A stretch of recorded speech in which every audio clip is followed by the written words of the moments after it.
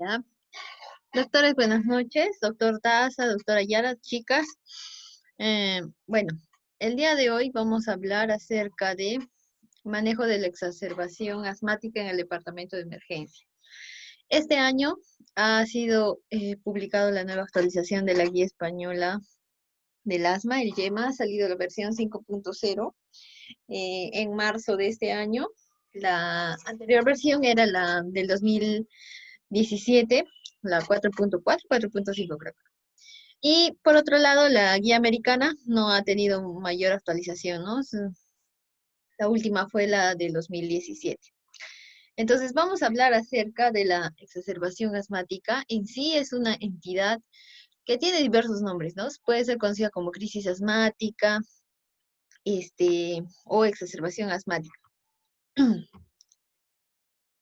En general es una emergencia potencialmente mortal, ¿no? Debido a que dependiendo de la severidad con la cual se presente esta exacerbación asmática, el paciente puede incluso llegar a fallecer por un paro oxigenatorio, ¿no? En general, las exacerbaciones asmáticas van a ser episodios de empeoramiento de la situación basal en la que se encontraba el paciente, ¿no? Y en esta este va a necesitar algunas modificaciones en el tratamiento prescrito que viene recibiendo. La guía española, más que en su actualización, haber hecho algo novedoso, ha sido debido, bueno, a que ha habido muchas dudas sobre el tratamiento, ¿no? Sabemos que estamos en el contexto de una pandemia en la cual tiene signos y síntomas casi similares al COVID-19. Es por eso que ha sacado también esta actualización para poder saber, ¿no?, cómo vamos a afrontar a este tipo de pacientes. Esta guía menciona que la exacerbación asmática vamos a catalogarla en dos tipos, ¿no? Una de instauración lenta y otra de instauración rápida. La de instauración lenta normalmente se va a presentar en días o semanas, a diferencia de la instauración rápida, ¿no? Que incluso puede presentarse en menos de 3 horas. La instauración lenta va a ser asociado a una infección viral de vías respiratorias altas o al incumplimiento del tratamiento terapéutico que el paciente viene tomando, ¿no? Es por eso que el paciente, cuando olvida la medicación dada normalmente, esta va a ir, no va va a ir disminuyendo el efecto que debería hacer, y por eso tiene este tipo de presentación, ¿no?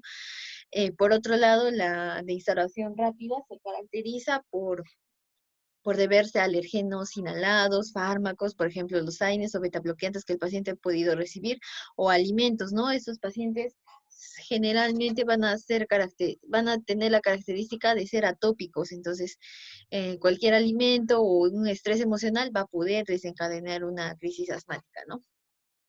La diferencia en cuanto al mecanismo fundamental que se produce en ambos tipos, en la lenta, sobre todo va a predominar la inflamación. En la rápida, predomina la broncoconstricción, ¿no? Y bueno, la respuesta al tratamiento en la instauración lenta, tal como es su presentación, también es su respuesta al tratamiento, ¿no? Va a ser lenta. La rápida usualmente es la que se revierte más rápido, tiene evolución y muy buena evolución, ¿no? A pesar de que esta incluso pueda llegar a ser severa. Entonces, nosotros tenemos que hacer un enfoque en el departamento de emergencias, ¿no? Y determinar la gravedad de la presentación que está teniendo el paciente. Debido a que con este estadiaje nosotros vamos a poder determinar el tratamiento que requiere el paciente, ¿no? En general, cuando hacemos una valoración en el paciente, cuando hacemos una valoración en el paciente, nos aconsejan, o bueno, la guía menciona que deberíamos hacer dos tipos de evaluaciones, ¿no? O deberían ser evaluaciones continuas, ¿no? Una inicial, que es una evaluación estática, en la que nosotros vamos a tomar una serie de datos, vamos a evaluar aquellos síntomas que presenta el paciente que sean de compromiso vital, ¿no? Y luego vamos a hacer una evaluación dinámica, debido a que en la evaluación inicial nosotros vamos a hacer una administración de un medicamento y con la evaluación dinámica vamos a ver la respuesta que tiene este paciente al tratamiento instaurado en el momento agudo y de poder determinar otro tipo de manejo o cambiar la estrategia que se está teniendo si es que no hay reversión, ¿no? Entonces, como les mencioné, la evaluación inicial o estática va a estar caracterizada por identificar los factores de riesgo que presenta el paciente, ¿no? O aquel desencadenante que ha podido ocasionar esta exacerbación, ¿no? Y también vamos a ver los signos y síntomas de compromiso vital. Ahora, habría que hacer un hincapié en este punto, en acerca de medir el grado de obstrucción al flujo aéreo mediante la determinación del pico expiratorio al final de la expiración. En sí, esta medida es la que nos aconseja la guía, ¿no? Pero en nuestro contexto, en nuestra realidad, quizá no es la que se realiza. Luego de esta evaluación, hacemos una evaluación dinámica, ¿no? Cuando determinamos qué medicación vamos a instaurar en el paciente, según el grado de severidad o gravedad que presenta el paciente, procedemos a hacer una evaluación dinámica, ¿no? En donde vamos a comparar los cambios que va a presentar el paciente, ¿no? El grado de obstrucción que ha podido tener y hacemos la valoración de signos y síntomas, ¿no? La frecuencia respiratoria, la saturación de oxígeno, y dependiendo de nuestra respuesta, vamos a determinar si es que la necesidad o no de efectuar otras exploraciones diagnósticas. Entonces, en la primera evaluación, en la evaluación estática en la que hacemos el paciente, vamos a determinar, como les mencioné, los factores de riesgo de padecer una crisis de asma. Eh, Sobre todo a nosotros nos importa, ¿no? Aquel paciente que tenga factores de riesgo de tener un compromiso vital, ¿no? Y en estos, la guía lo divide como en 4 puntos que nosotros deberíamos tener en consideración, ¿no? Primero están los relacionados con las crisis asmáticas, ¿no? Tenemos que saber si la crisis actual es de instauración rápida, ¿no? Como les he mencionado, a diferencia de instauración lenta, en la instauración rápida va a ser característica por la broncoconstricción, ¿no? Entonces, debido a esto, nosotros vamos a saber qué medicamento usar, ¿no? Ahora, también determinar si el paciente ya tuvo crisis pasadas o quizá el paciente ya ha tenido ingresos hospitalarios o incluso llega a haber llegado a estar en una unidad de cuidados intensivos, ¿no? A ver, determinar si es que el paciente en algún momento ha llegado a estar intubado o estar en una ventilación mecánica, tanto no invasiva como invasiva, para de acuerdo a eso nosotros prever o poder determinar quizá que el paciente en este nuevo episodio va a volver a requerir este mismo manejo, se podría decir. Otro punto está relacionado con la enfermedad asmática crónica y su adecuado control, ¿no? Ver si el paciente o si es que podrían dar los familiares una adecuada información. Si es que el paciente no está tan comprometido, nos podría dar, ¿no? Si es que dar información si es que ha estado recibiendo su medicación habitual, ¿no? Y también determinar si es que el paciente ha tenido un abuso de sus beta-2 agonistas, ¿no? Para hacer la restitución de esta crisis, ¿no? También otro punto que debemos evaluar es si el paciente tiene comorbilidades cardiovasculares, ¿no? Debido a que también los medicamentos que se puedan usar puedan tener afecciones y no haya una buena respuesta terapéutica, ¿no? Y si es que el paciente tiene alguna condición psicológica, psiquiátrica o social que disminuya o dificulte la adhesión al tratamiento que se le viene dando, ¿no? Entre los factores que menciona la guía es alexitimia, actitud de negación, ansiedad, depresión o psicosis. Entonces, después de evaluar esos factores de riesgo, nosotros procedemos a determinar la gravedad de la crisis de asma que presenta el paciente, ¿no? Y bueno, estas crisis se van a dividir en 4 tipos. Vamos a tener la crisis leve, la crisis moderada, la grave y la vital, ¿no? Claramente las diferencias entre estos tipos de crisis son muy evidentes, ¿no? Por ejemplo, la disnea, que va a ir, se parece de menor a mayor, en cuanto a la severidad, de leve a vital, ¿no? A un compromiso vital. Eh, en esta también vamos a poder determinar si el paciente tiene una adecuada pronunciación, si es que puede conversar con nosotros y nos puede dar una adecuada información, evaluar su frecuencia respiratoria, la frecuencia cardíaca, sobre todo la presión arterial, ¿no? Ya que los pacientes que tienen un compromiso vital ya tienen presión baja.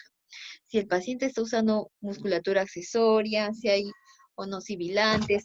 Muy importante también aquí es el nivel de conciencia con la cual viene el paciente, ¿no? Un paciente que ya es somnoliento o aquí bueno, en la guía no he podido determinar si es que, por ejemplo, el paciente, usualmente los pacientes vienen agitados, ¿no? En el cuadro que les estoy mostrando no menciona si el paciente está agitado, pero aquel paciente que ya tiende a caer, por ejemplo, en la letargia o en la astenia, ya es un factor que nosotros deberíamos evaluar, ¿no? Y quizá prestar un poco más de atención a ese paciente, ¿no? Como les mencioné, el volumen expiratorio forzado en el primer minuto, nosotros no lo valoramos en emergencia, ¿no? Pero lo que sí tenemos es la saturación de oxígeno y los valores en gases arteriales, ¿no? La presión arterial de oxígeno y la de CO2, ¿no? Y dependiendo de estas, nosotros vamos a poder estimar la gravedad con la cual se presenta esta crisis. Entonces, como les mencioné, tenemos que hacer una evaluación estática, ¿no? Es la evaluación inicial que hacemos en el paciente, que está constada, que constituye sobre todo la anamnesis, la exploración física, la saturación y otros que en ese momento se puedan determinar, ¿no? Y vamos a determinar los tipos de crisis que presenta el paciente, ¿no?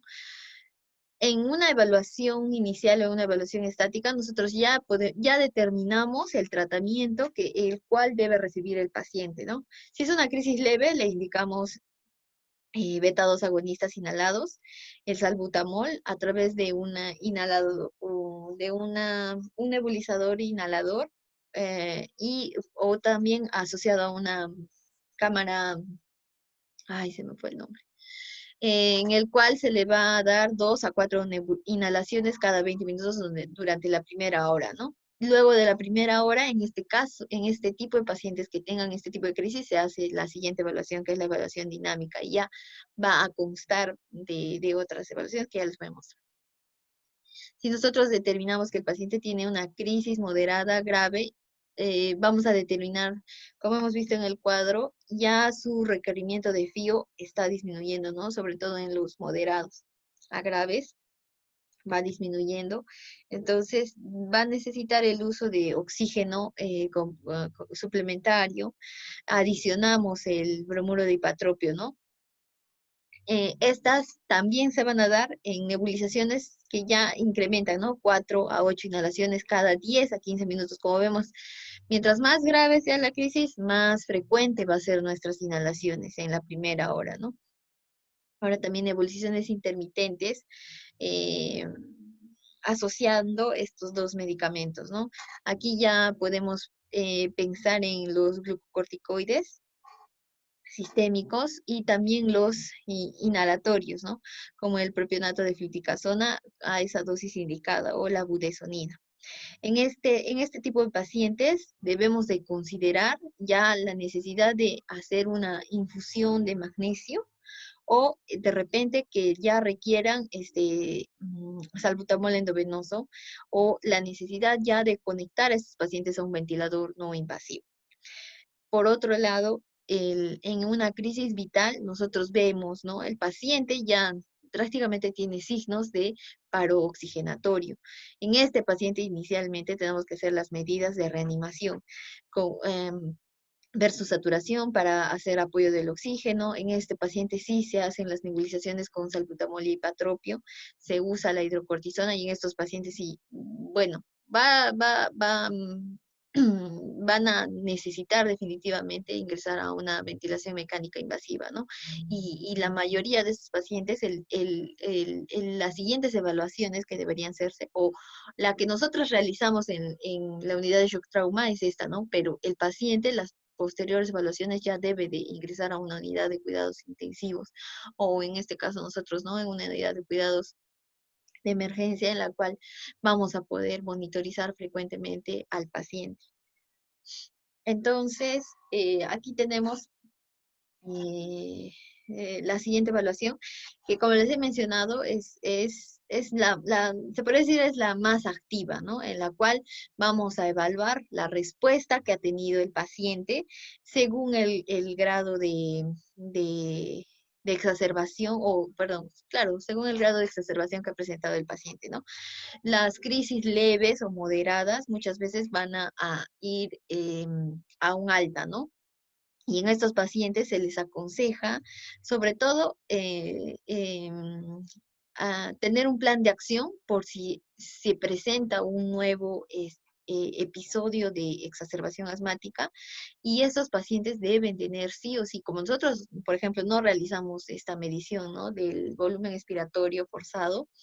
Estos pacientes deben de terminar con una evaluación por neumología, el cual realice esta valoración, ¿no? Y quizá ellos modificar el tratamiento, o si es, o porque ellos son los que indican, o les hacen el seguimiento continuo a estos pacientes, ¿no?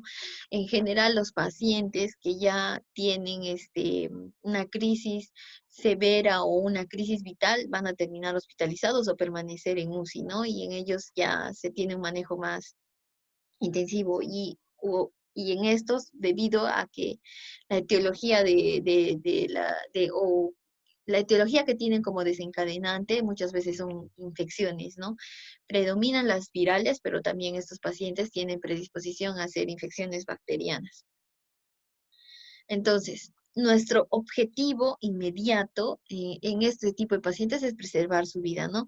¿Cómo lo vamos a lograr? Revirtiendo la obstrucción al flujo aéreo que presente y la hipoxemia que tenga el paciente en ese momento, ¿no? Entonces, ahí es donde nosotros también tenemos que valorar, según el tipo de crisis, instaurar o revisar un plan terapéutico para prevenir nuevas recurrencias, ¿no? Sobre todo en las crisis leves o moderadas, ¿no? Y para esto vamos a tener diversos medicamentos. Los de elección son los beta-2 agonistas que conocemos, ¿no? El salbutamol. Podemos darlo a esas dosis que nos aconseja la guía. También anticolinérgicos, el bromuro de ipatropio, ¿no? Ahora, la guía menciona que podríamos usar los glucocorticoides sistémicos o incluso inhalados, pero va a depender sobre todo de dos factores. Primero, de ver cuál era la medicación anterior que recibía el paciente y poder corregirla, ¿no? O poder modificarla. Y, y sobre todo la respuesta que tenga nuestro paciente al tratamiento inicial que se le va instaurando, ¿no? Estos medicamentos también a estas dosis, como por ejemplo el sulfato de magnesio, es el que usamos, ¿no? En las crisis severas y en las crisis vitales. A otras alternativas, agonistas beta-adrenérgicos endovenosos, que creo que no tenemos en nuestra emergencia, y también el sulfato de magnesio inhalado, ¿no? Que son opciones terapéuticas alternativas. Otro pilar fundamental en el tratamiento va a ser el oxígeno, ¿no? En sí es la primera medida que se debe tomar en cuenta si es que el paciente está cursando con una crisis, con una exacerbación asmática, ¿no? Se tiene que dar, sobre todo para lograr una saturación superior al 90%, ¿no? Si el paciente tiene una crisis vital severa, no debemos de permitir que el paciente baje menos de 93 a 95%, ¿no? Porque el paciente es muy probable que haga una parada oxigenatoria, entonces va a requerir sí o sí oxígeno con alto flujo. Ahora, ha habido una comparación, ¿no? El bajo flujo tiene mejores resultados que las de alto flujo, sobre todo cuando nosotros lo damos a través de las cánulas binasales. pero la Gina era la que mencionaba, ¿no? Sobre esto, que si es que no se contaba con un catéter de alto flujo, con una cánula vinasal de alto flujo, con tranquilidad se podría llegar a una saturación de 93 o 95 con catéteres vinasales de bajo flujo, ¿no? Los que tenemos en la emergencia. Ahora, la Gina mencionaba acerca del uso de los beta 2 agonistas de acción corta, ¿no? Usualmente, había discrepancias, ¿no? Entre hacer unas nebulizaciones intermitentes o continuas, ¿no? Se ha visto que las nebulizaciones intermitentes van a cortar la estancia hospitalaria del paciente y van a mejorar la función pulmonar. Y eh, en pacientes que van a tener una crisis severa, por ejemplo, el uso rutinario de esa medicación no hay una evidencia, no tiene evidencia significativa. Por otro lado, la guía americana recomienda que se debería usar epinefrina si es que la causa desencadenante de la crisis asmática o la exacerbación asmática ha sido una anafilaxia y el paciente ha llegado a desarrollar un angioedema. Ya, entonces, como hemos estado viendo, podríamos usar tanto corticoides sistémicos o corticoides inhalados, ¿no? Dependiendo del tipo de exacerbación asmática que tenga. Pero los corticoides sistémicos en general aceleran la resolución de las exacerbaciones y van a prevenir las recaídas, ¿no? Con un nivel de evidencia tipo A. Estos están indicados sobre todo en la primera hora de presentación del paciente, si es que este paciente está utilizando corticoides orales. En sí, los corticoides sistémicos, tanto vía oral o endovenosa, no tienen diferencia significativa, ¿no? Va a depender sobre todo la indicación de vía oral o endovenosa según el estado del paciente, ¿no? Un paciente con crisis leve o moderada puede tolerar la vía oral, en cambio, uno con crisis severa y vital, evidentemente no van a poder tolerar una vía oral. Ahora nos aconseja la guía americana que debería darse con una duración mínima entre 3 a 5 días en los niños y adultos deben llegar a utilizarla por lo menos después de esta crisis en 10 a 14 días. En cuanto a los corticoides inhalados, nos aconseja que deberían ser administrados a dosis altas. Creo que corticoides inhalados no tenemos en emergencia. No he visto eso en el petitorio. Estos deben ser administrados en la primera hora, ¿no? Van a reducir la estancia hospitalaria y mejorar la exacerbación del paciente si es que no ha llegado a usar. Usualmente mencionaba la guía que era para pacientes que debutaban con una crisis asmática y bueno, no eran conscientes de que tenían un asma, ¿no? Como enfermedad patológica base, se podría decir, y en estos pacientes iban bien. Otros tratamientos, como ya les he mencionado, por ejemplo, el bromuro hipatropio, ¿no? Que está indicado sobre todo en el asma severo o en el asma grave. Se debe asociar a un anticolinérgico de acción corta, ¿no? Bromuro hipatropio, porque va a reducir la estancia hospitalaria, ¿no? Y mejorar eh, la, el volumen expiratorio, que a comparación de si usaba solo un beta 2 agonista solo, ¿no? Ahora, por otro lado, la minofilina o teofilina no están tan recomendadas porque no tienen un buen perfil de seguridad en el paciente y también tienen una pobre eficacia. En el caso de asma severa, por ejemplo, no hay evidencia que esta sea mejor en comparación de los beta 2 agonistas solos, ¿no? Y El sulfato de magnesio solo estaría indicado en aquellos casos, en aquellas exacerbaciones graves de crisis vital, ¿no? Una infusión de 2 gramos durante 20 minutos va a reducir la estancia hospitalaria del paciente, ¿no? Y este debe ser indicado en nuestra evaluación dinámica, pero en el caso de crisis severa, debido a que si es que no observamos una respuesta inicial con el tratamiento iniciado, ya deberíamos optar por el sulfato de magnesio. No hay diferencia significativa si se administra por vía endovenosa o nebulizada. Otras terapias alternativas mencionaban acerca de la terapia de oxígeno con helio, ¿no? Que en sí se podría considerar si es que el paciente, a pesar del tratamiento instaurado, no tiene una buena respuesta, ¿no? Pero el problema de es de que tiene un alto costo y es muy poco disponible tenerlo en un departamento de emergencia, ¿no?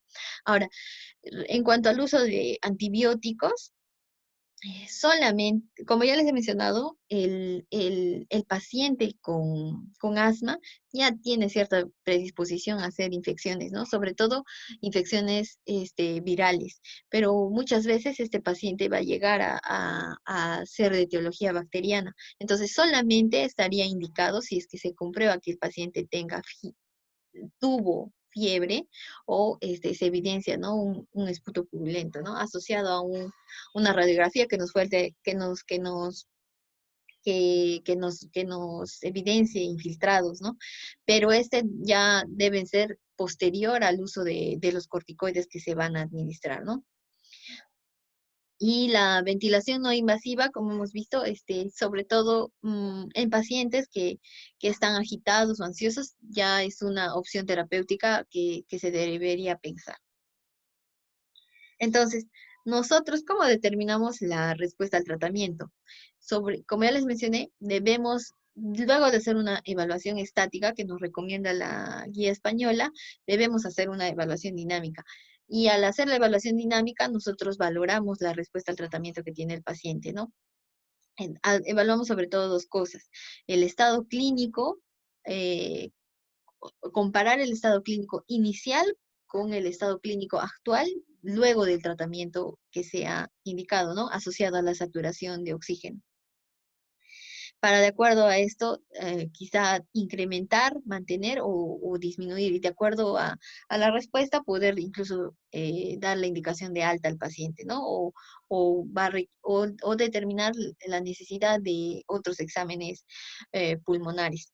Ahora, sobre la función pulmonar, como les he mencionado, nosotros no hacemos esas mediciones, ¿no? Entonces, la guía americana recomienda que debería evaluarse luego de 1 hora, ¿no? Y si es que no hay una buena respuesta, el paciente tiene que ser transferido a UCI. Quizá eso es en otro contexto, en otra realidad, pero en nuestra realidad deberíamos, dependiendo al tipo de crisis que tiene el paciente, siempre, por lo menos por una consulta ambulatoria con su neumólogo o con el médico el cual le está administrando la medicación o le hace el monitoreo continuo, ¿no? Ahora, la guía española ha sacado, sobre todo en 2 situaciones especiales que nosotros vemos frecuentemente en la emergencia, ¿no? Pacientes que tienen antecedente de asma, por ejemplo, y son mujeres y están gestando, y ahora, ¿no? Con la pandemia, pacientes que tienen COVID-19, ¿no? En cuanto a la gestación, bueno, en sí, 13% de las mujeres embarazadas según las estadísticas, padecen de asma, ¿no? Y el asma es considerado como el trastorno respiratorio más frecuente que se presenta durante el embarazo, y sobre todo debido a 2 factores. Puede ser a los cambios hormonales y mecánicos que se producen en el organismo de la mujer, y también que este tipo de pacientes, al enterarse que están embarazadas, dejan de consumir su medicación habitual por el miedo de que estos medicamentos puedan causar daños, ¿no? O tengan efectos teratogénicos.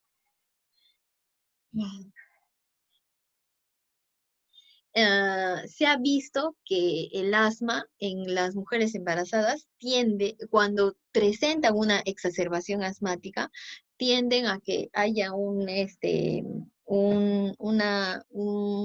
aborto, perdón, un trabajo de parto prematuro, ¿no? O estos niños, mm, por ende, van a tener bajo peso o incluso las mujeres llegan a desarrollar preeclampsia asociado a una exacerbación asmática o que durante la gestación desarrollen diabetes gestacional, ¿no? Por el uso de los corticoides que están utilizando.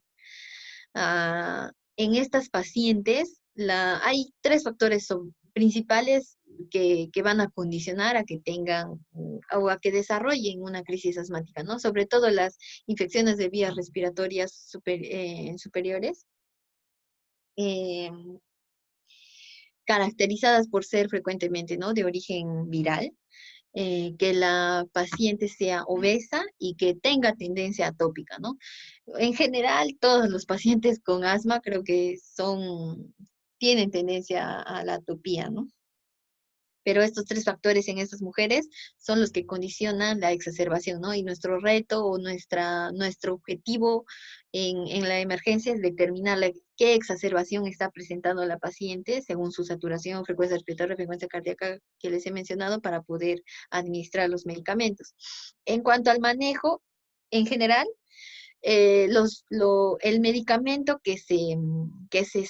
los medicamentos que se usan van a atravesar la placenta. O sea, todos los medicamentos para el asma atraviesan la placenta. Entonces, en estas pacientes habría que explicarles que la necesidad de utilizar esta medicación supera los posibles inconvenientes que se puedan presentar, ¿no? O los posibles efectos adversos que se puedan presentar por el uso de esta medicación.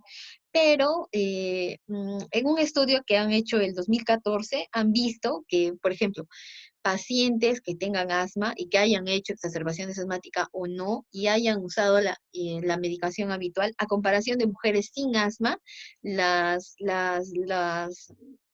incidencia de teratogénesis no ha variado. O sea, en ambas poblaciones era la misma. Entonces, podríamos decir o aconsejar a esos pacientes que con seguridad, mm, si atribuir a que el niño nazca con alguna malformación no ha sido ocasionada necesariamente, ¿no? Por la medicación que tomaba. Entonces, en estas pacientes deberíamos usar sobre todo los glucocorticoides orales. Eh, Estas tienen evidenciadas sí presentar efectos teratogénicos, más que en otras poblaciones no, pero sobre todo debería valorarse su uso, ¿no? Pero los glucocorticoides inhalados, sí, como por ejemplo la budesonida, sí previenen la exacerbación asmática, ¿no? Y sería un medicamento seguro en el embarazo. Lo ideal en el paciente, en la mujer gestante, se debe de ver la saturación de oxígeno. Esta debe ser superior al 95% y este paciente tendría que estar en una unidad de trauma shock de ginecología porque va a necesitar monitorización fetal debido a que nosotros sabemos, ¿no? Va a incrementar la frecuencia cardíaca y podríamos estimular, según también el tipo de crisis, un trabajo de parto prematuro. Ahora, en cuanto al contexto que vivimos actualmente, que estamos viviendo, bueno, como sabemos, las nebulizaciones son, ay, ¿cómo es? Son, son procedimientos en los cuales se tiene bastante exposición, ¿no? A las partículas inhalatorias. Ay, no me acuerdo el nombre, ya. Pero en general, están contraindicados. Lo que mencionaba la guía era que si el paciente necesitaba la nebulización, o sea, esto lo he sacado del YEMA y no lo podía editar porque me faltaba editar esta diapositiva, perdón, pero lo que he leído del YEMA es de que no, en ninguna parte contraindica que no se deben usar las nebulizaciones. O sea, el paciente, si tiene una crisis asmática, debe de requerir sus nebulizaciones, pero el miedo que se tiene, ¿no? De contagiarnos, por estar expuestos a ese tipo de procedimientos, prima, ¿no? Pero la guía no dice que no deberíamos hacerlo. Lo que sí menciona es de que se debería hacer en un espacio cerrado o que tenga presión de aire negativa y hacerlo con un adecuado EPP, con el EPP correcto para poder repetir. Y eso también va a depender de la necesidad o la urgencia que tenga el paciente de realizarse una, una, mm, una nebulización, ¿no? Y también asociado a qué tipo de exacerbación presenta el paciente. En sí, no hay evidencia, o sea, hay tan poca, o sea, hay bastante información, pero tan poca sobre este aspecto relacionado al asma, que en sí hasta ahorita al momento no existe alguna evidencia que nos diga, ¿no? Que los medicamentos que se están usando actualmente en el tratamiento del COVID asociados a un paciente con asma que también usa cierta medicación, este, empeoren o mejoren el pronóstico, ¿no? Sabemos que el asma es un factor de riesgo, sobre todo si el paciente desarrolla coronavirus, ¿no? Debido a que su capacidad respiratoria, también tienden a la broncoconstricción, entonces eh, van a ser más sensibles de desarrollar una infección viral, ¿no? Como ya les he mencionado.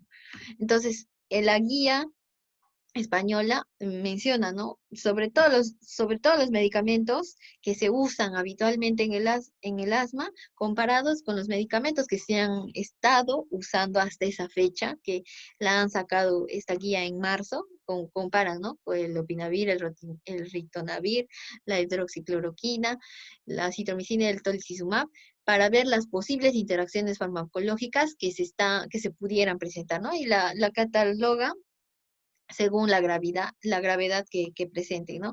Si es que tienen interacción leve o que no, o es relevante, moderada o grave, ¿no?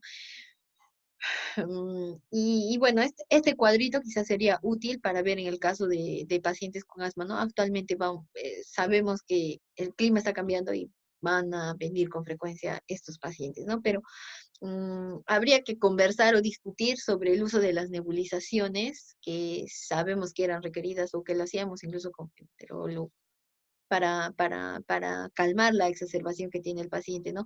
Pero deberíamos como que tener un plan B para determinar si es que va a requerir una nebulización y tener un espacio adecuado, ¿no? Por ejemplo, en prioridad 2 en Salaberry, un paciente con asma, difícil que se le haga una nebulización porque no hay un espacio cerrado. Podría ser en shock trauma, pero tendrían que acondicionarnos o ver, ¿no? Cómo podríamos hacer. Pero es un tema interesante que deberíamos discutir con todos los doctores porque las crisis de asma en esta temporada es donde las vamos a ver con frecuencia, ¿no?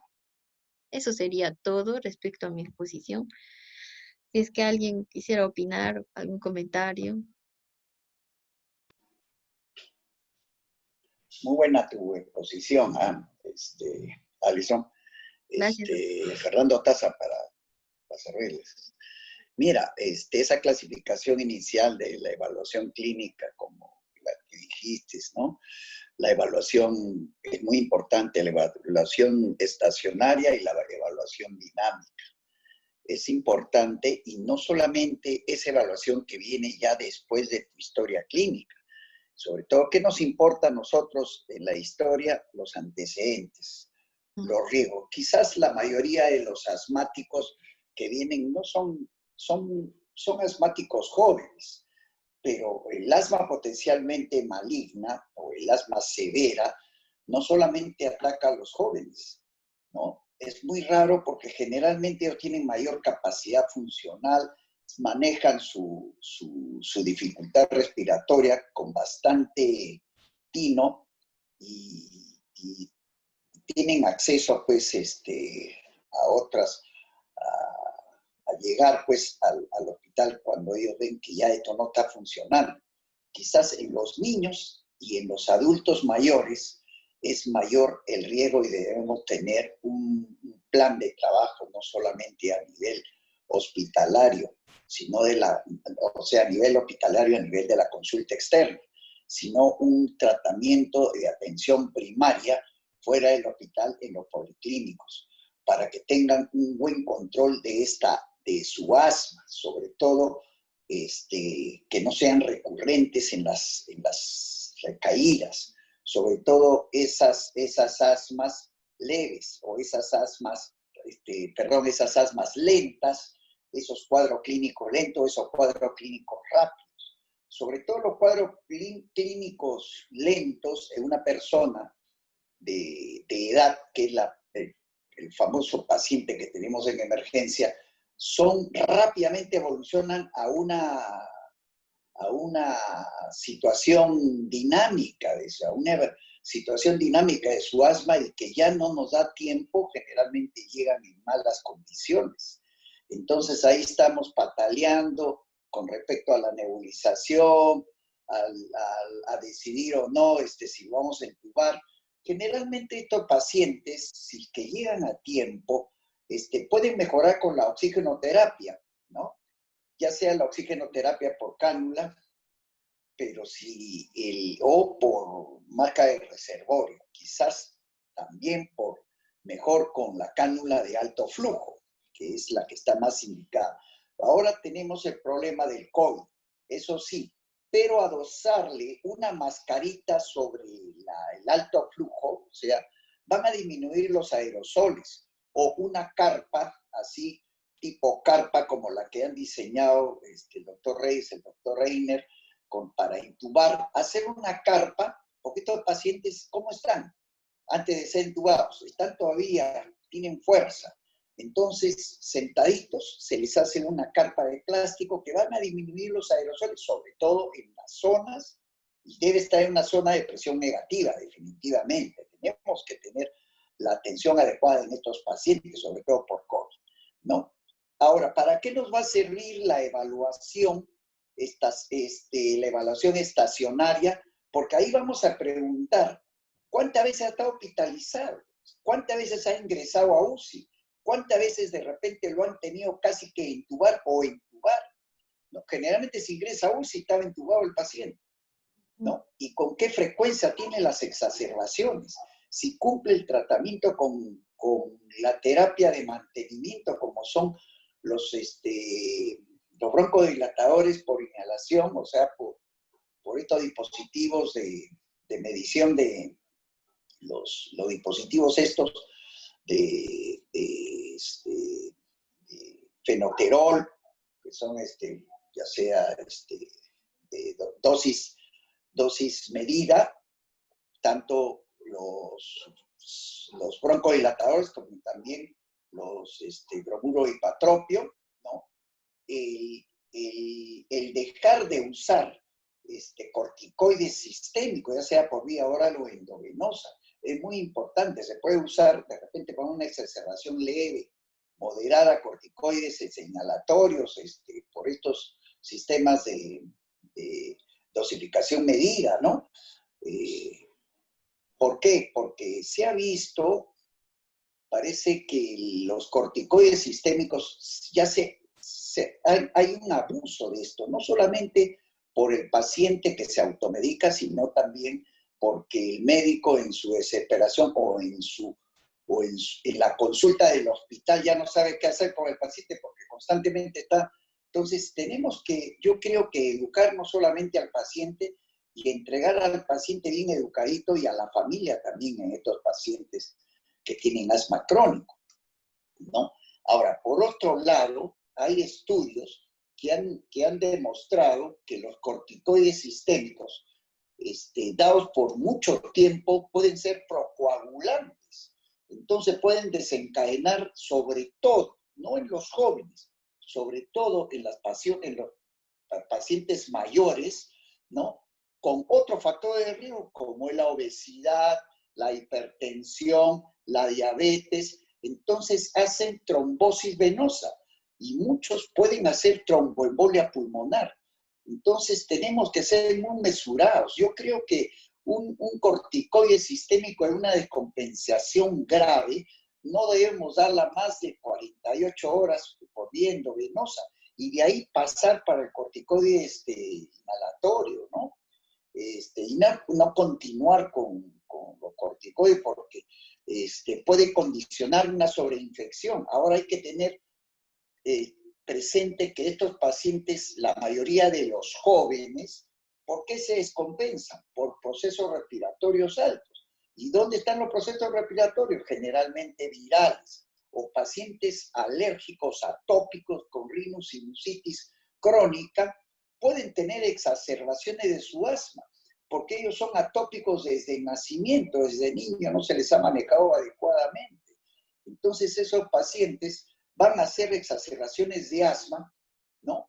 Pero como ya ellos manejan su asma desde niño, muchas veces, sobre todo cuando son niños o jóvenes adultos prepúberes, no avisan a sus padres, ¿no? Y se inhalan los nebulizadores. ¿Y qué condicionan? Una sobredosis de salbutamol o fenoterol que condiciona hipocalemia.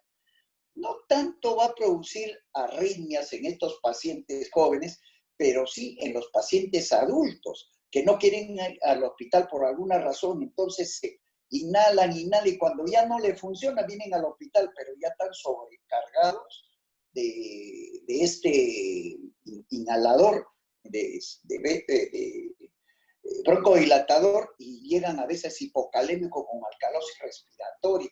Y proarritmia es una situación, se pone su situación proarritmia. Por esos pacientes tenemos que evaluarlos en la fase o en la evaluación dinámica muy cerradamente, porque muchas veces si no lo vemos bien, evaluamos los antecedentes, no solamente los antecedentes de comorbilidad, sino los antecedentes de automedicación o falta de control ambulatorio. Estos pacientes pueden ser evaluados y se mejoran de repente con que le ponen un bolito de corticoide o sulfato de magnesio, se mejoran, ya está mejor, sí me siento bien, y le dan de alta precoz. Y esa alta precoz al día siguiente llega en parada cardíaca. Entonces tenemos que evaluar, en esa evaluación que has dicho tú, Alison, de la evaluación dinámica, ahí tenemos que evaluar no solamente en media hora, tiene que estar de 3 a 6 horas en evaluación. Esos pacientes tienen que ser hospitalizados, porque no solamente van a recibir su terapia inhalatoria y oxígeno, hidratación, muchos de ellos, sino que tienen otras comorbilidades, sobre todo los pacientes de 50 o más años. Y si son pacientes que son catalogados como EPOC, no sabemos si es el EPOC o es el asma, porque han sido asmáticos de niños, pero encima tienen una enfermedad crónica pulmonar. ¿Por qué? Porque el asmático, la pregunta clave, la mayoría de los asmáticos fuman cigarrillo. Bueno, ahora con la cultura de dejar de fumar, bueno, ya fumarán menos, pero esos pacientes han tenido uso y abuso del tabaco, otro factor de riesgo, ¿no? Otro factor de riesgo es que a veces son diabéticos, hacen estas situaciones, como le dije, procoagulante, ¿no? Alteran, y la misma inflamación por el asma se hace sistémica. Hay liberación de citoquinas, interleuquina 6, y todas las bradicininas y todas las interleuquinas que producen inflamación. Y esta situación condiciona una situación procoagulante también. Entonces, el paciente termina muchas veces con una tromboembolia pulmonar, pero ¿cómo? O una trombosis a nivel de alguna parte del cuerpo, ¿no? Entonces, tenemos que evaluar bien esta situación. Por otro lado, mencionaste en el tratamiento agudo, fuera de las nebulizaciones, el sulfato de magnesio. No hay que tener miedo a dar sulfato de magnesio. El sulfato de magnesio es una droga eficaz, sobre todo si es que el paciente no tiene algún antecedente de insuficiencia renal crónica, ¿no? O si la tiene, si está en hemodiálisis continuo o cumple su hemodiálisis. Se puede dar de 2 gramos, ¿no? Iniciar con 2 gramos hasta 20 gramos, ¿no? Esas son las dosis que dicen las guías españolas, si no mal recuerdo que leí. Y por otro lado, estos pacientes con factores de riesgo para tromboembolia, ¿por qué? Porque son pacientes, sobre todo los de más de 50 años, son pacientes obesos, sedentarios, ¿no?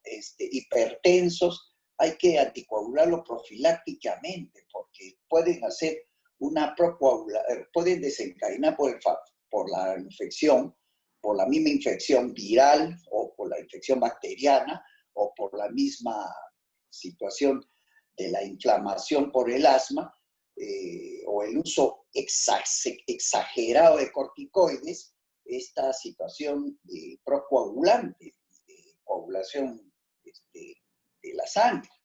Entonces, es múltiple estas evaluaciones que tenemos que hacer y yo creo que lo has resumido en 2, la evaluación estática y la evaluación dinámica, porque todos los pacientes en emergencia, en situación crítica, están en forma dinámica camino hacia la muerte, si es que nosotros no paramos estos factores.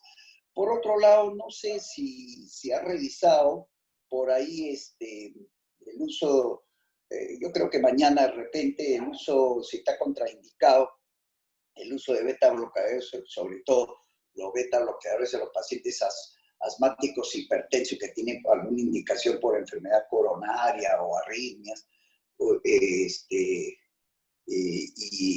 el uso de estas armas biológicas, sobre todo los inmunomoduladores. Hay una droga que la han estado, ha sido una tesis doctoral o una tesis que es el omalizumab en España, de una doctora o de un grupo de médicos. Pero después he revisado otro trabajo, otra monografía, donde dicen que el omalizumab, ¿no? Podría ser un procoagulante. Entonces, no hay nada claro con estas nuevas drogas biológicas, habría que seguir investigando, ¿no? Pero yo creo que el tratamiento definitivo es el uso de beta-adrenérgicos, ¿no? El uso de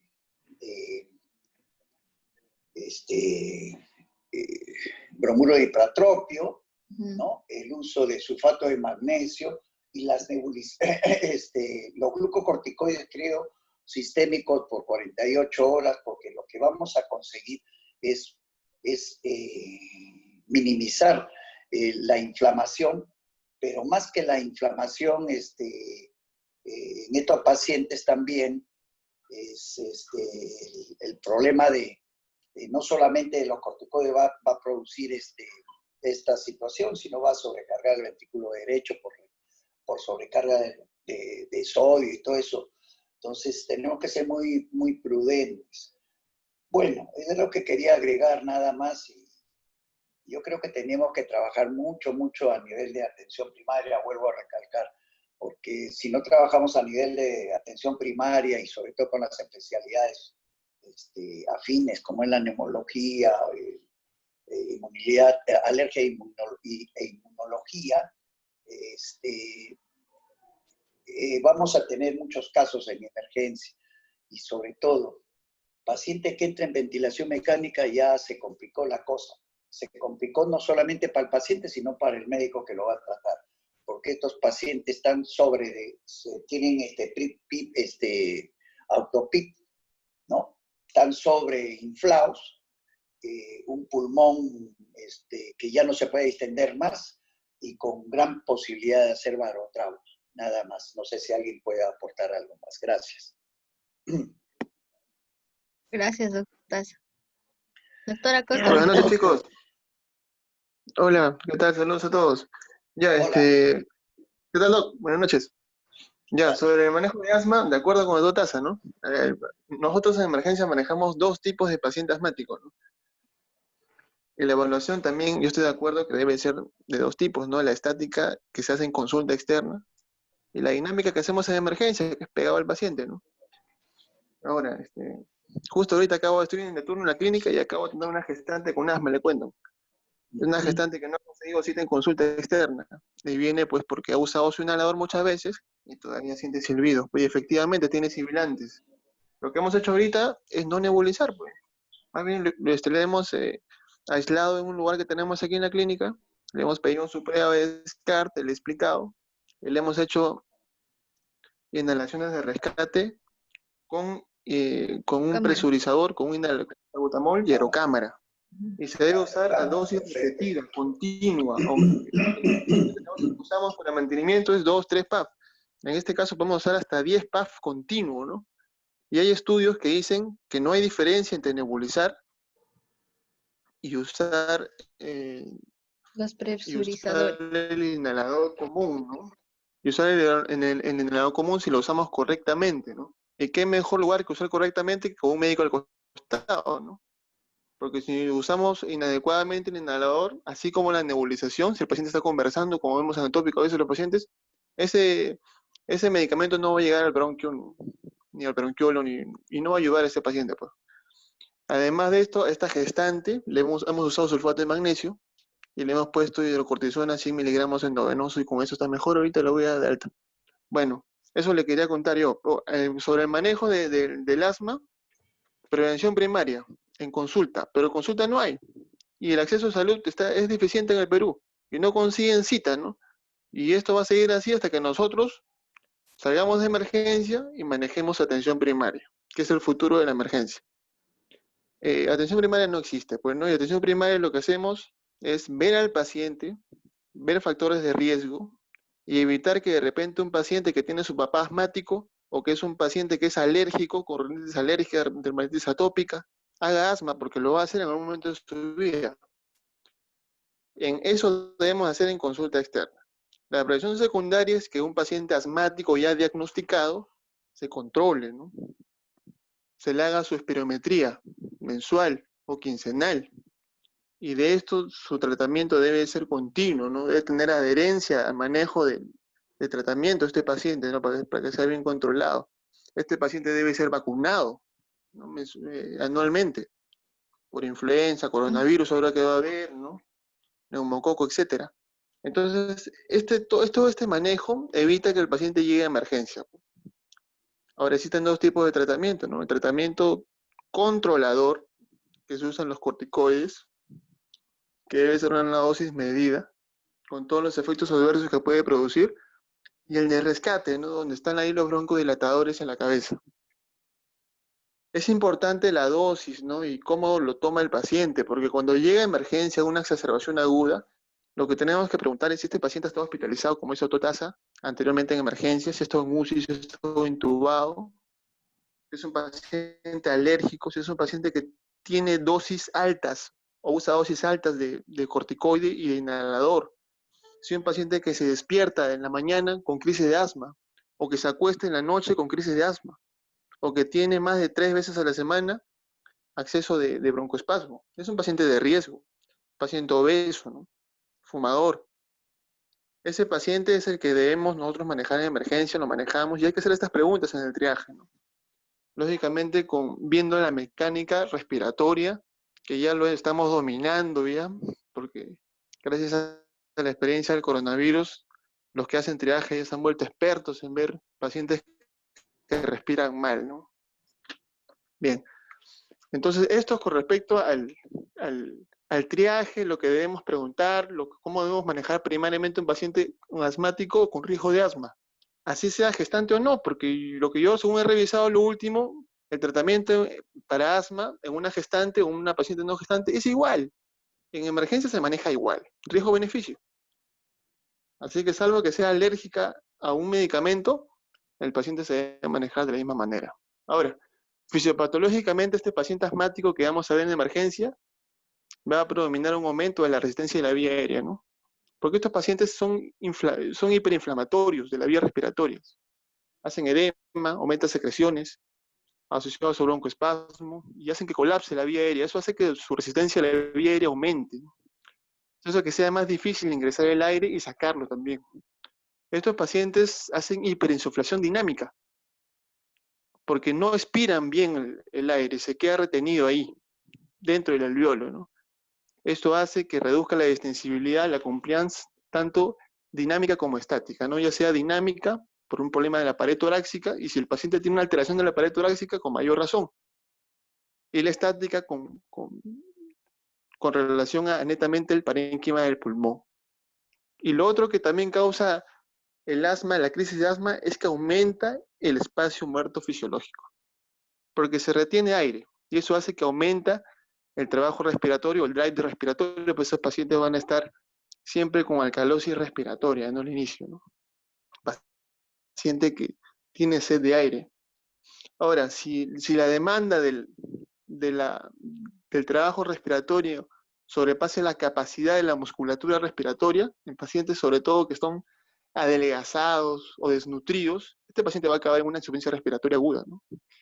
Y de ahí ya identificar los signos tempranos del paciente que no se va a beneficiar de manejo médico, sino de intubación temprana, ¿no? Porque al igual que los pacientes con neumonía por coronavirus, que su reserva pulmonar puede ser agotada en minutos o de repente en horas, el asmático va a ser igual. Va a ingresar a la emergencia disneico, se le va a nebulizar y de repente no va a responder a la nebulización, su grado de hiperinsuflación es intensa, su compliance está alterada, este paciente va a claudicar, no hay que intubarlo tempranamente. ¿En qué paciente? No sé si van a hablar solamente de manejo médico o va a haber otra expo sobre ventilación de paciente asmático. A ver, me fijaré el rol doctor. A ver, un segundito. Creo que es en otra. Va a haber otra expo sobre ventilación. Sí, ay, no me acuerdo. Ahora solamente va a ser crisis, ¿no? Manejo de crisis. Sí, parece que el próximo mes será porque no me acuerdo que haya ventilación mecánica. No, doctor, no hay manejo de ventilador mecánico en paciente asmático. Así es. Bueno, importante, en todo caso, importante poder definir qué paciente se beneficia de intubación temprana y de ventilación, ¿no? Y yo he encontrado, no sé si ustedes chicos han encontrado una score que nos ayude a definir bien esto en pacientes asmáticos. En realidad, ¿sí han encontrado algo? Va a haber exposición, doctor, el día 23, ventilación mecánica en casos especiales. De repente ahí podríamos tocar paciente con asma. Ah, perfecto. Bueno, en todo caso, solamente poder, bueno, de lo que he dicho, poder afirmar, pues, que hay que tener conocimiento de la fisiopatología de estos casos, ¿no? Que son pacientes que tienen un tipo de alteración obstructiva, ¿no? De la vía aérea, ¿no? A diferencia de los pacientes con neumonía que vemos o con fibrosis que te hacen patología restrictiva, ¿no? Importante ver, evaluar bien al paciente, ¿no? Definir bien si el paciente requiere estar en un tópico o de repente estar más monitorizado según sus antecedentes, ¿no? Según sus factores de riesgo. La gasometría arterial es importante en estos pacientes tempranamente para definir su grado de hipoxemia y de hipercapnia, si es que la tienen, porque también es un marcador de decisión, ¿no? Los pacientes que ingresan con disnea moderada o severa, o que ya usan músculo accesorio, debemos tomar una gasometría de inicio. Bueno, y creo que eso es todo lo que iba a hablar hoy día. Sigan, chicos. Gracias, doctor.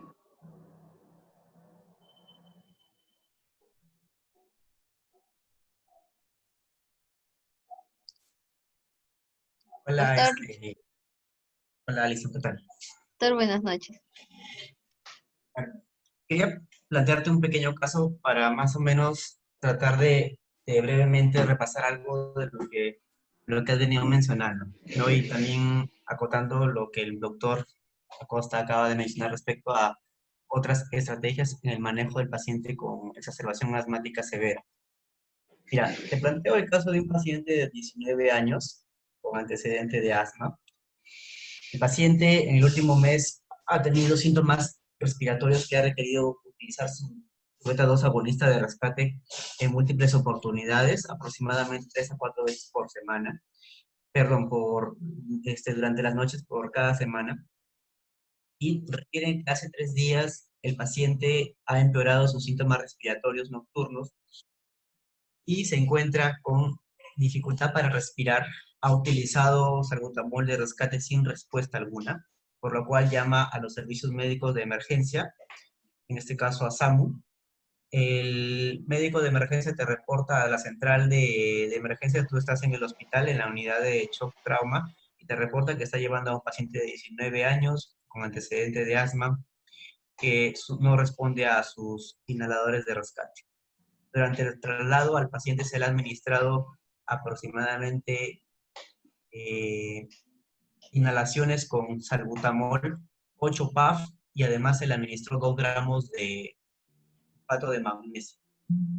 Sin respuesta alguna. El paciente ingresa a la unidad de shock trauma con presión arterial de aproximadamente 117/86, con una frecuencia cardíaca de 124, una frecuencia respiratoria de 28 veces por minuto, con una temperatura de 37, saturando 87% con oxígeno aire ambiental. Dentro de la evaluación clínica y la anamnesis, el paciente refiere que hace 6 meses estuvo internado en la unidad de cuidados intensivos por una crisis asmática severa que requirió ventilación mecánica. Además, el paciente ha tenido un mal control. Según su evaluación en el registro electrónico, tiene un asma no controlada. Además, en el examen clínico, el paciente, tú escuchaste sibilancias expiratorias difusas en ambos campos pulmonares. Al momento de examinar el tórax, hay crepitación palpable a lo largo del cuello. Y en el monitor, la saturación se mantiene en 89-90 a pesar de máscara ventrículo, 15 litros por minuto. ¿Qué planteas tú en este paciente para evitar que el paciente nuevamente requiera intubación orotraqueal y soporte ventilatorio mecánico? Y algún examen adicional para poder evaluar algunas complicaciones que necesites para este paciente. Creo que dijo que tiene crepitantes palpables, o sea, está haciendo enfisema. ¿Por eso? ¿Qué planteas? Ya. Quizá en todo caso no sea una crisis asmática, sino sea algo más. Podríamos pedirle una radiografía de tórax o una tomografía para ver los infiltrados, o lo más pronto, ¿no? Una radiografía de tórax, pero La tomografía te mostró ujú, neumomediastino y además enfisema subcutáneo difuso en todo el tórax anterior y región cervical. mm, No hay infiltrados, atelectasias ujú. presentes, basales, nada más. O sea, la idea es que no llegue el paciente a ser intubado. Claro, o sea, ¿qué estrategias o qué tratamientos alternativos puedes tú utilizar para evitar el soporte ventilatorio mecánico, intubación orotraqueal? Porque ese paciente ya ha estado en UCI, ya ha estado conectado. Ventilación no invasiva, podría ser. Ya, es una opción. ¿Y otra cosa más? Adrenalina. Nebulización con adrenalina. Ya, sí, es una opción también. Y otro, glucocorticoides inhalados. Ya, tú planteas glucocorticoides inhalados, adrenalina y ventilación BNI, ¿no? Ventilación mecánica no invasiva. Porque ya usaron sulfato de magnesio, ya usaron salbutamol y pues Exactamente. se Si no, ha podido haber ruptura alveolar y por eso ha hecho neumomediastino. Justamente, hablando un poquito de lo que el doctor Acosta mencionaba y también el doctor Taza lo menciona y lo mencionaban anteriormente en otras exposiciones, a veces nosotros estamos sujetos a manejar a los pacientes en función a una guía clínica o un esquema o un fluxograma de atención. Sin embargo, muchos de nuestros pacientes casi no aplican, en la mayoría, en el contexto o las características de ciertos pacientes en los cuales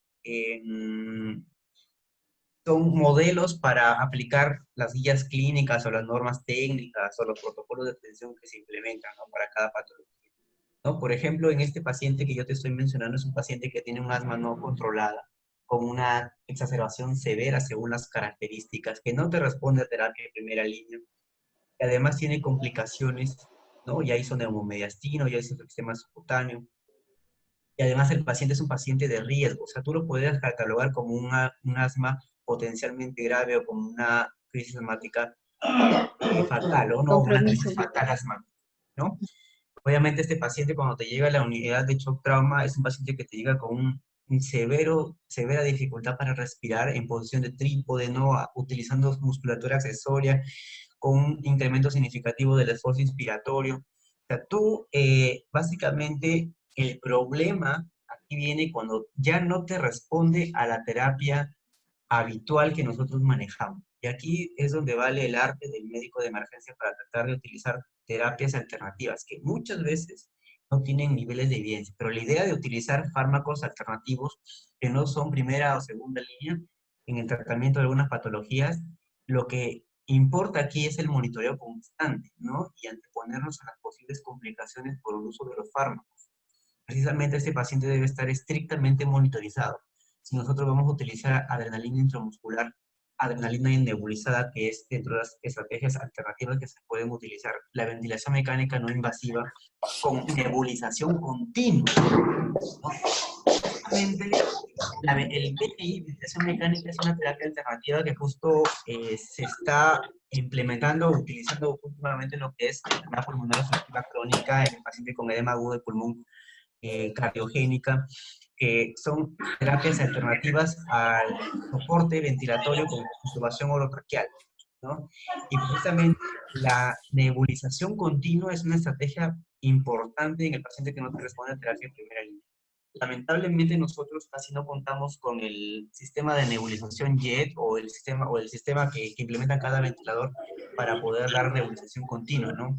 Algo para controversial que hemos visto nosotros en la emergencia, y no me dejarán mentir mis compañeros residentes, que muchos pacientes con asma que han estado intubados porque ya no respondieron a la terapia habitual, se les tuvo que intubar, muchos de ellos no se les ha podido nebulizar, no se les ha podido realizar nebulización continua porque no hay el sistema de nebulización. Y lo único que se suele usar es los inhaladores a través del sistema de corrugados, ¿no?, que se administra en el paciente, que obviamente no es lo ideal. Entonces, siempre nosotros con esas características, pacientes con esas características debemos siempre hacer la monitorización estricta y el tratamiento es dinámico. Si no responde a primera línea, segunda línea. Si no responde a segunda línea, tercera o terapias alternativas.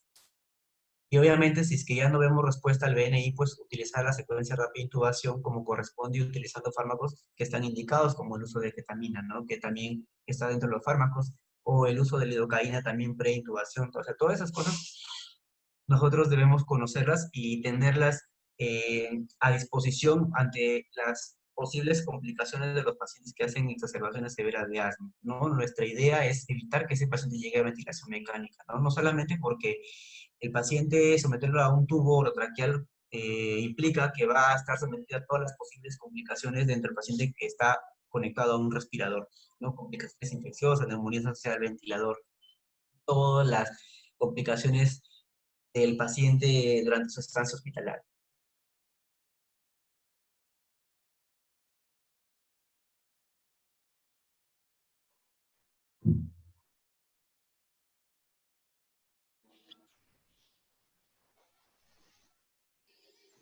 Doctor, Sandrita dice que se puede colocar ketamina endovenoso, pero eso ya sería cuando estamos intentando al paciente intubar y cuando lo vamos, o cuando lo vamos a conectar a ventilación no invasiva, ¿no? Justamente, mira, antes que la ketamina como tratamiento, que eso más lo utilizamos cuando el paciente está conectado a o sea, cuando vamos a hacer secuencia rápida, están los otros fármacos. Por ejemplo, me recuerdo que, si no sé si acá algunos de ustedes han utilizado aminofilina, ¿no? Donde yo hice internado, como no teníamos respiradores a disposición como acá en el Rebagliati, usábamos incluso hasta aminofilina en dosis de bolo y luego en infusión continua. Que era como una alternativa al tratamiento, porque si no, ya no respondía incluso al pato de magnesio endovenoso, que incluso utilizábamos hasta 3 bolos.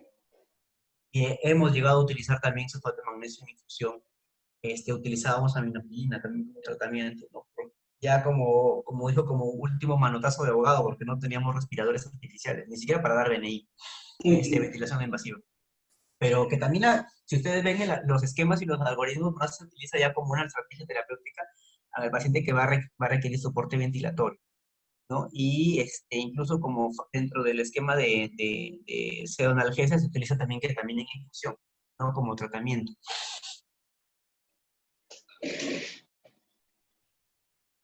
Quería agregar, el doctor Giancarlo Acosta mencionó si había